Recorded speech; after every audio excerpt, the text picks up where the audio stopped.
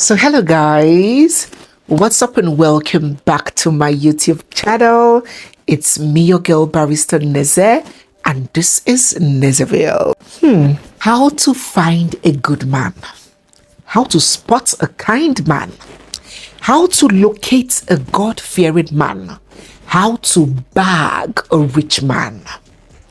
There are 1,001 lectures teaching women how they can meet and bag and marry all of these wonderful kinds of men.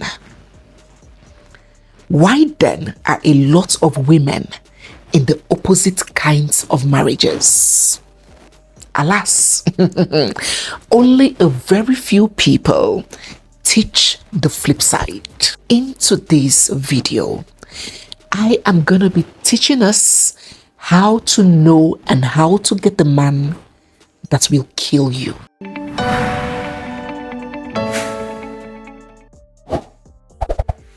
Only a few weeks ago, social media was buzzing with the news of Nancy Bowen over here, a young, beautiful, intelligent and promising US politician. She was only 38 years. Nancy was the vice mayor of Coral Springs. Now, Coral Springs is a city in Florida, for those who do not know. She also served as the vice chairperson of the Florida Democratic Party. She had big dreams, big prospects, big plans. She was a high-rising political figure. She was found dead in her home, shot at least thrice by her husband of 7 years, Stephen. He has now been arrested and is facing premeditated murder charges. Only a few days ago, the news of Ashley got out to social media. 31-year-old Ashley is suspected to have been murdered by her fiancé while they vacationed in Zanzibar. These kinds of incidents knows no race, no age, no color, no tribe. It has been prevalent since forever. In Canada, let me take that example since I lived there. The data released by the government of Canada in 2022 reveals that about 118,000 victims of intimate partner violence were reported to the police in 1 year, just 1 year. And we're talking about reported cases. We're not talking about the hundreds of thousands of others that will go unreported, the ones that will end up in makeup sex.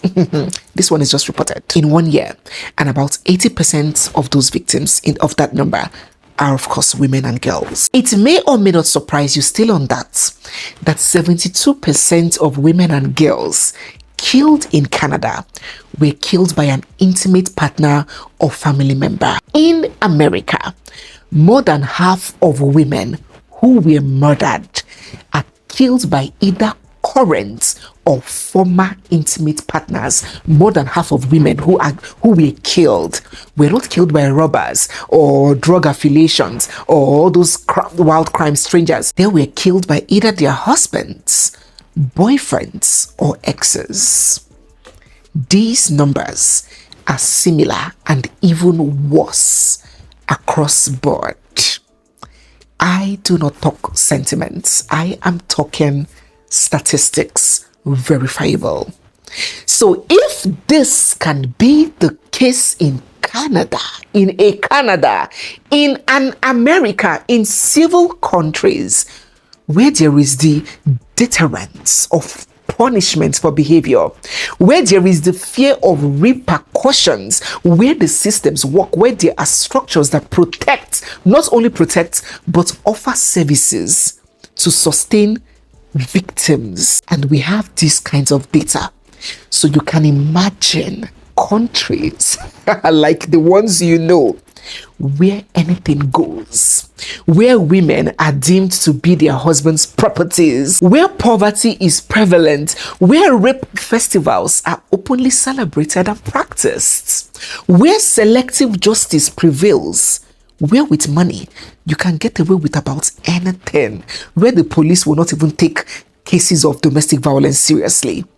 where there is nothing like data gathering or statistics. You do not want to know the prevalence of these things. Every day you open social media, because social media is the one exposing it now, you will see this woman has just been killed by her husband in Ogun State, in Ondo State, in Kwara State. So while we advocate and hope for that point where the systems and the law would step in as it should, let me tell us how we can help ourselves by identifying that kind of man that has a high tendency of killing you. Number one, extreme jealousy disguised as love. I would like to start with this one because I believe that it's one of the most consistent warning signs. Look, I have followed, I have studied, I have watched, I have dealt with, I have read of, I have been involved in real life cases and stories of several women who have been maimed, killed, baited with acid by their partners or ex-partners. And this point is always constant in all of these stories. I'll tell you what. You see, jealousy in relationships is not bad. On the contrary, it is a healthy, natural response to attachments with someone. It means that the relationship indeed matters to you. In fact, any woman who has a man that does not give a bloody damn, can't be bothered who she's seeing, where she's coming from, where she's going to, what she does with her life, or who she's chilling with, there is a problem. It means the cancer of indifference has overtaken that relationship. And that man, that woman has checked out. Otilo, otito, it is finished. So jealousy, when it is mild, when it is brief, when it is honest, founded on facts, on reality. Oh yes, you cannot be openly flirting with another guy and your man is jealous and you're accusing him of being insecure. No, that is jealousy founded on reality. So when jealousy is well founded, when it is not controlling, when it is communicated respectfully, when it doesn't create fear or panic, it is good for a relationship and of course a marriage. Let me tell you the type that you should look out for, that you should be wary of, the type that you should be mindful of if you want to identify the man that could kill you. At first it looks like passion, like protection. It even looks cute, especially for women who have not experienced healthy love in their lives, who are not loved at home, who did not have a solid male figure to model what healthy, proper masculine affection looks like. It can easily look like love. So he is over texting you to check where you are, not out of care, but from a place of dominance. He is wanting back-to-back updates about your location at every point. He is becoming uncomfortable when you spend time with others, questioning harmless interactions. Who is that, your colleague? Why did that man look at you like that? You are there feeling special. My man is all over me.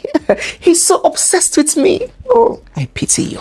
He graduates, constantly monitoring your phone, checking your messages, demanding passwords, questioning your clothes, your choice of clothes, accusing you of cheating anyhow without evidence or reason to.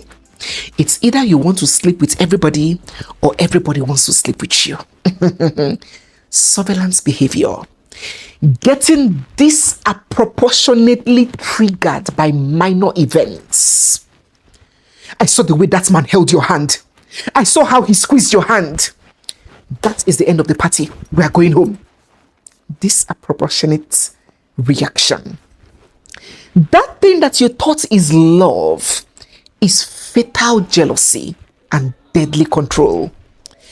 These kinds of people have a high tendency of acting extreme, of either killing or causing grievous bodily harm. Secondly, he's highly aggressive and full of rage. You see, just like jealousy, not all anger is dangerous. You know, I always like to emphasize this because for some reason, people have the tendency of aligning with extremes. So that is why you see a woman, it's either she's been a total doormat in the name of love with no esteem, or she is blocking off her heart completely and hating men. Many people do not understand balance. They are always on the extreme end of things. So it's either no boundaries or unrealistic boundaries. And that is what we discuss. That is what we teach. That is what we coach on right on our premium channel, our exclusive channel. I take out the time to make these exclusive videos guiding us on how we can find balance in things. So if you're yet to join our premium channel, do not fail to. There is so much you're going to learn there. So you see, these negative and positive feelings, jealousy, love, anger, compassion, even God himself feels it. And that is why the Bible tells us that we are what? We are made in the image and likeness of God. Likeness. And that is why the Bible in the book of James and Ephesians does not forbid anger. It only condemns uncontrolled anger. So feeling anger is normal, where it can be expressed without violence, without intimidation or destruction. The danger here is not the emotion itself. It is in the loss of control. And uncontrolled rage is one of the strongest prediction that can help you identify that man that could eventually kill you. So you're with this person, you're getting to know this person, and he explodes over small issues, aggressively yelling like a wild animal. Instead of discussing, he becomes visibly enraged when corrected or challenged. He's always ready for a fight anywhere, anytime, and with anybody. That is his default response to unsettling situations. He gets physical. At first, these actions may not even be directed to you, and you'll be there thinking that you're special, that you're his peace, his sanity, his calm, his safe place. Oh, when it comes to me, he's a dove. I have his button. Arsenal lose match. And you can see not just that mild anger that comes with disappointment, disproportionate anger. He slams the door. But why? Take Red Label. Koi, koi, koi, koi, koi, koi, koi. A real life maniac. He is aggressive. Small misunderstanding, he has exploded. Everything on the table. Wow. Small quarrel, your phone, bossa for war. Phone are pieces. And just because he has the financial capacity to replace that phone, you are not seeing the bigger issue here. That it is not about getting you a phone, getting you another phone. It is about the person consumed with the spirit of uncontrollable rage and destruction. A person that lacks emotional regulation, that acts before they think, that cannot keep tempers under control. You hold on to the version of him that is calm, generous, and loving. After his manic episode lapses, forgetting that most intimate partner killings do not happen when things are calm and loving. They happen in that uncontrollable fit of rage. You fixate on having gotten a newer model of phone, forgetting that unfortunately your life does not come in several models.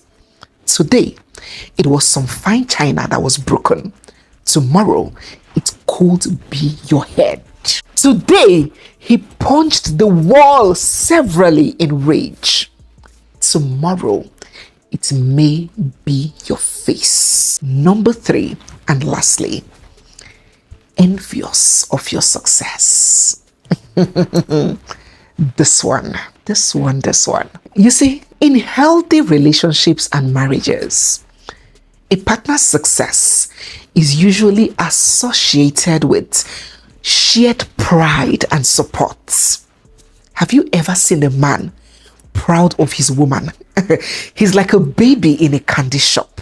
You know, it's so painful, it's so unfortunate what a lot of people have portrayed marriage to be or have turned marriage to be. That was not God's initial plan when he said, I would make you what? The bone of your bones and the flesh of your own flesh. Can you be antagonistic to your own self, to your own flesh and your own bones? That was the original plan, but it's unfortunate what is happening. But yet I want to still assure you, if you're watching me, you would intend to get married, but all of these stories are scaring you. I want to assure you that good, happy, deeply fulfilling marriages, they exist. Oh, do not let these stories convince you otherwise. They exist.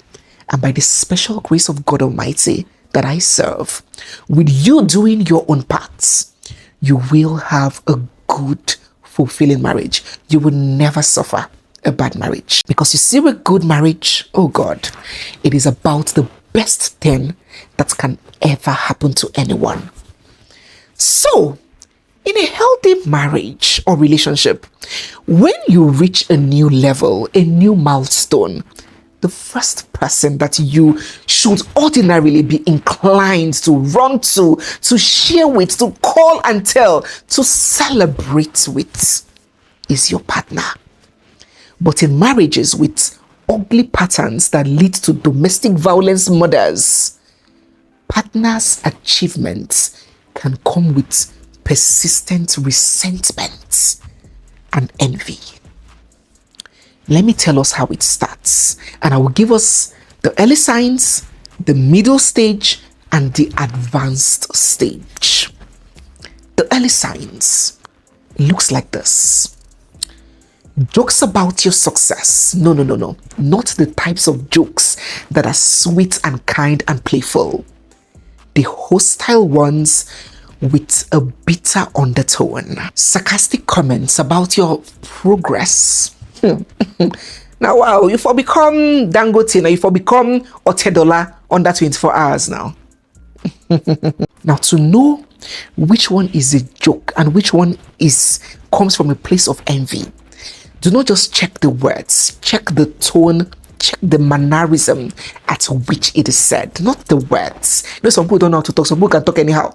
Check the mannerism, check the tone, the undertone that the joke came with. Another one, in this early stage, is a complete lack of interest or enthusiasm when you share good news.